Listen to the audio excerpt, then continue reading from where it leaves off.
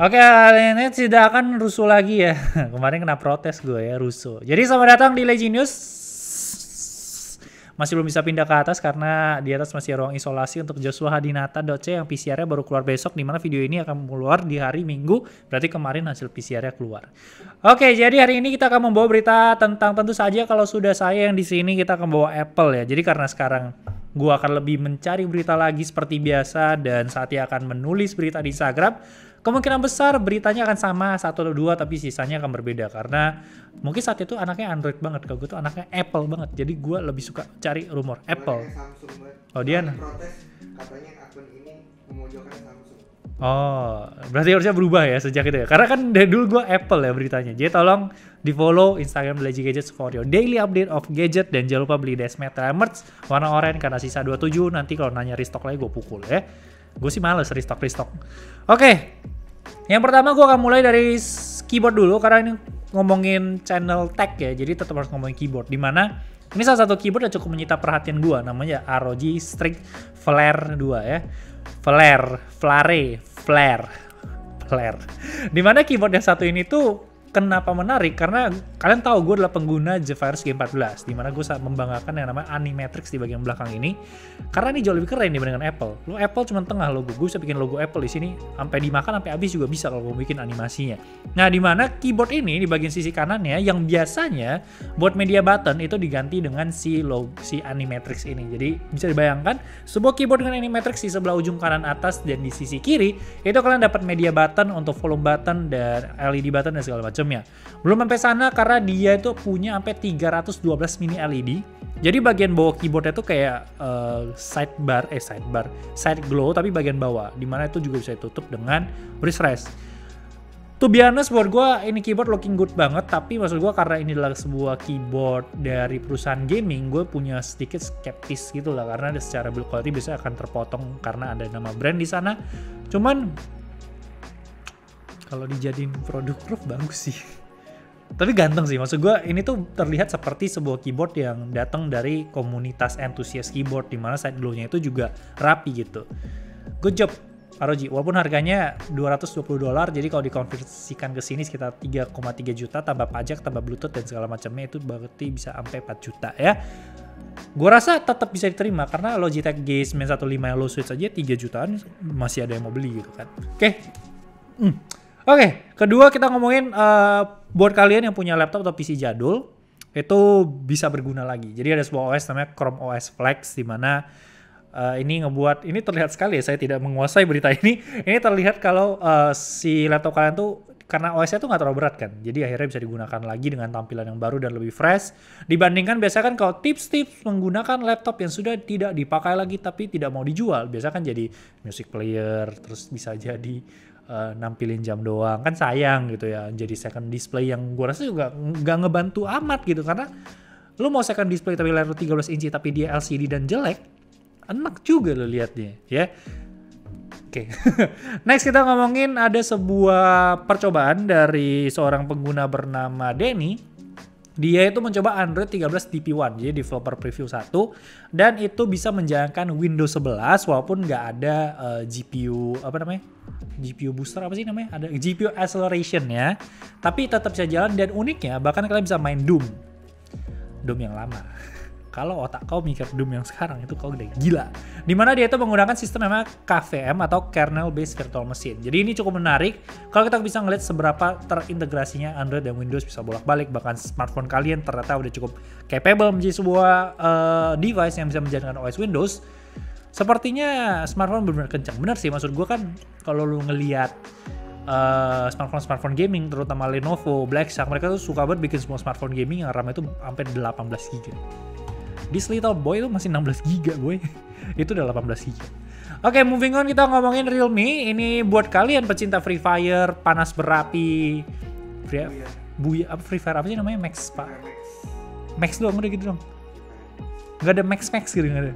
Oke, pecinta api, bebas berapi maksimal, itu kalian bisa banget beli Realme 9 Pro Plus. Kenapa? Bukan hanya karena sebuah smartphone Realme 9 Pro Plus ini bagus banget, ini bener, ini bisa dibilang lah, lo bisa ngeliat review lah, gue gak lagi di endorse dan atau apapun itu, karena mereka pasti bilang ini salah satu smartphone terbaik di mid-range untuk saat ini dengan harga 5 juta, dia akan kolaborasi. Yang berarti kalau kalian main dengan smartphone Realme 9 Pro Plus X Free Fire Max Max Booyah, itu akan membuat kalian auto booyah setiap kali main. Ini pasti bocil-bocil nih akan meminta bapaknya nih untuk beli nih. Pasti "Pah, mau beli handphone dong. Oh ini ada iPhone 14. Nggak mau, Pak. Free Fire Realme 9 Pro Plus." Good job Realme di sini. Walaupun cukup menarik sih karena Realme sendiri kan di 9 Pro Plus kan tanda bukti ya kalau gue ngikutin presentasinya ya. Itu tuh mereka kerjasama dengan salah satu fashion brand dan masuk ke Paris Fashion Week. In the other hand, dia kerjasama sama Free Fire Max. Sangat tidak nyambung gitu kan. Tapi ya udah, terserah Realme yang punya Anda ya.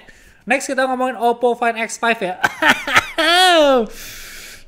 Dapat nggak ya tahun ini? Oke, Oppo Find X5 itu akan dirilis di 24 Februari ini. Dan menariknya dia baru aja tuh tadi gue baca dia punya 2 varian. Jadi ini hal yang menarik karena biasanya kan yang ngelakuin hal 2 variannya cuma Samsung. Samsung tuh ngeluarin Exynos sama Snapdragon. Kali ini dia ngeluarin Snapdragon 8G1 dan MediaTek Dimensity 9000. Ya, jadi yang Gen 1 itu dia komunikasikan dengan Mary Silicon X-nya dia. Dan akhirnya ini menepis yang rumor yang menyatakan kalau si Oppo Find X5 ini akan tetap menggunakan Snapdragon 888 ya. Apa gitu kan. Dan kita ngomongin dari smartphone ini juga, dia udah dikonfirm kerja sama Hasselblad. Dari desain nggak terlalu berbeda, dia akan tetap menggunakan kamera bump-nya tuh kayak smooth gitu. Apa sih namanya kalau smooth bahasa Inggrisnya gue nggak tahu. Bersambung apa sih, continuous, nggak tahu, dia ada lah bahasa, tahu lah maksud lu ngerti maksud gue. Tapi cuman bedanya kali ini dia kamera trapesium. Warnanya udah keluar tuh hitam, putih, sama biru seingat gue. Tapi kita lihat nanti, harusnya nanti ada warna oranye, vegan dan segala macamnya. Dan moving on, Oppo juga di 24 Februari ini sepertinya akan merilis beberapa perangkat tambahan untuk menemani si Find X5 Pro. Karena dia tuh baru ngerilis sebuah teaser yang memperlihatkan ada TWS, tablet, sama jam tangan.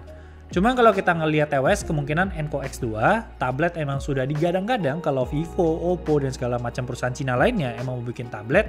Dan kalau smartwatch, kayaknya nggak mungkin Oppo Watch 3, karena Oppo Watch 2 juga gue rasa bukan hal yang udah terlalu lama dirilis.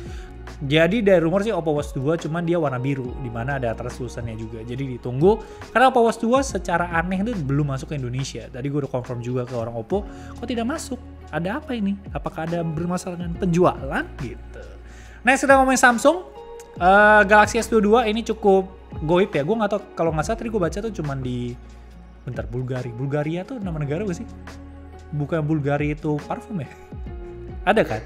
Parfum. Iya, di Bulgaria atau depannya B, gue lupa inget. Di mana pre-order kan harusnya tuh tanggal 25 kalau Samsung. Ternyata dia 9 hari lebih cepat udah pada rilis. Dan menariknya dapat charger 25 watt. Jadi bayangin Samsung udah datang cepet, dapat charger, dapat Galaxy Buds Pro. Ini hal yang cukup aneh, tapi gue rasa kalau yang terjadi di Indonesia sih ini akan sangat-sangat mengurangi sentimen negatif terkait kalau smartphone flagship mahal tuh udah nggak dapat charger, di mana mid range yang malah lengkap gitu, dapat case, dapat charger, dapat bahkan ada beberapa yang ngasih earbuds, ada yang 3.5. Jadi let's see apakah Indonesia akan mendapatkan hal yang sama. Next kita ngomongin adalah iklan refresh rate layar dari Samsung yang nggak sesuai. Jadi kalau kita ngomongin Samsung kemarin S22 dia menyatakan kalau layar mereka tuh LTPO dari 10 Hz sampai 120 Hz. Tapi hal ini ditemukan oleh Rosyang, enggak Rosyang nemuin. Setahu gue ada satu yang nemuin, Rosyang cuma nge-retweet. Karena Rosyang yang memberikan engagement dan awareness yang lebih tinggi. Ternyata ketika di pre-order itu hanya terbatas di 48 Hz sampai 120 Hz. Apakah Samsung nipu? Iya. Bukan saya yang jawab. Tolong saya. Wah ini lu antek-antek Realme lu ya? Ya. Berat. Oke, moving on, kita ngomongin Z Fold 4. Ini gue rasa nggak ada yang perlu dibahas lagi ya. Dengan tidak ada Note series dan dia bergabung ke S series menjadi namanya S22 Ultra. Z Fold katanya sih untuk tahun ini tidak ada perubahan yang terlalu banyak. Layar tetap sama, luar dalam, cuma bedanya kali ini si pensil kecilnya akan terintegrasi ke dalam. Jadi nggak bakal di eksternal lagi dan harusnya akan ada sedikit perubahan komponen di bagian dalam sana biar si S Pen ini muat. Kalau Z Flip cuma berubah desain luarnya doang. Terus kita ngomongin Facebook. Facebook karyawannya namanya diganti ya. Aduh jelek banget lagi.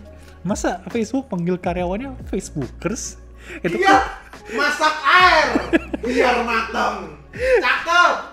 Lu ntar diprotes sama penonton gua, katanya rusuh. Facebook. Tapi setidaknya perubahannya juga menjadi namanya tuh MetaMates. Jadi sebuah aplikasi untuk mencari soulmate di metaverse. MetaMates. Siapa sih yang bikin nama ini? Tapi ya udah akhirnya mereka protes dan nggak tahu akhirnya ganti nggak sih, balikin nggak sih? Nggak ya, karena udah meta ya. Langsung dari mak. Gue rasa kata Mark Zuckerberg juga lu nggak suka ya udah keluar gitu. Pasti gitu. Oke. Internal jokes nih bawah. Terus yang ngomongin saham Meta yang kemarin meleduk ke bawah ya, menggali tanah ke dalam inti bumi. Dimana ternyata salah satu hal ini terjadi karena Apple. Jadi dengan peraturan baru Apple yang menyatakan kalau mereka melimitasi sebuah aplikasi untuk nge-tracking mereka, itu ngebuat si Meta itu tidak gampang untuk menjual iklan ke pengguna Apple. Karena mereka nggak tahu nih preferensi mereka ini apaan. Dan baru-baru ini gue berbaca nih di The Lazy Titip, itu ternyata Google akan melakukan hal yang sama. Jadi Google kabarnya juga akan melimitasi aplikasi untuk tahu tracking. Gue nggak tahu sih, kalau Apple kan masih make sense. Google kan pegang iklan juga ya Pak ya. Justru itu Google Ads. Tapi kan dia megang iklan, dia kan susah juga dong untuk ngasih ads ke diri dia sendiri. Makanya matiin tracking ID-nya. Bagus. Nanti masuk nanti dari tips William nih sih. Ini matikan tracking. Kan motion kenapa lu muncul? Matiin tracking ID-nya di menu setting ada advertisement. Apalagi kalau udah pakai Android 12. Nah. Bisa Emang not to Redmi track. 8 lu udah 12? Belum, tapi bisa matiin advertising ID. Redmi 9 kan udah? Iya betul. Kasih tagline. Aku cinta Realme, tapi tolong hapus glance-nya. Oke. Moving on, kita ngomongin iPhone SE 3 yang dirumor-rumorkan akan rilis, yang tentu saja hanya menjadi rumor burung yang lewat begitu saja ya, burung bapak kau. Dimana iPhone SE 3 ini terlihat di EEC atau Europe Something Certification biasanya. Europe Electrical Certification sih harusnya kalau kita ngeliat dari EEC-nya. Dimana ada 3 model di sana, A295, A278, dan A2784. Dua model terakhir itu adalah model iPhone SE lama. 295, 2795 itu adalah harusnya menjadi iPhone SE terbaru. Karena dari berita-berita yang beredar emang udah mulai mass pro dan harusnya nggak akan ada perbedaan. Jangan berharap ada Face ID di sana, jadi bakal iPhone 8 biasa dengan A15 Bionic. Kenapa nggak ada Face ID? Karena kalau ada Face ID, ngapain orang beli iPhone XR lagi? Sesimpel itu. Oke, terakhir iPhone 14. Ini kabar-kabarnya juga RAM-nya itu bakal naik ke 8GB. Pertanyaannya kenapa? Simple, karena dia ingin lebih kencang dalam dari megapiksel kameranya. Jadi mau ngikutin dari kameranya juga. Terus kedua, ini akan mendatangkan bacotan-bacotan dari pihak Android tentunya yang menyatakan katanya smartphone nggak perlu RAM gede. Jilat tuh ludah sendiri. Pasti itu akan terjadi. Saya yakin itu akan terjadi. Terus rumornya kan sebelumnya 6GB. Ternyata yang 6GB ini harusnya cuma buat iPhone biasa yang 14 dan iPhone 14 Max. Tanggal rilisnya sih masih jauh ya. Jadi kita masih menggali-gali apa yang akan terjadi. Yang pasti sepertinya punch hole tuh udah pasti terjadi sih. Dan orang-orang Apple akan kembali. Punch hole keren banget punya Apple, beda dengan Android. Ini beda sendiri, keren. Dan Android tidak akan terima. Kita udah pakai dari 2008 gitu. Tahun mana nih bos? Pasti gitu. Udah klasik lah kalau kita ngomongin Apple sama Android. Oke, gue rasa habis ya. Itu aja. Lama ya news kali ini ya, tapi semoga enjoy, nggak terlalu rusuh ya. Paling tadi ada William antek-antek Realme tiba-tiba muncul ya, biasa ya, menjilat demi mendapatkan smartphone baru walaupun smartphone-nya yang pakai gue. Sampai jumpa di video selanjutnya, bye bye guys.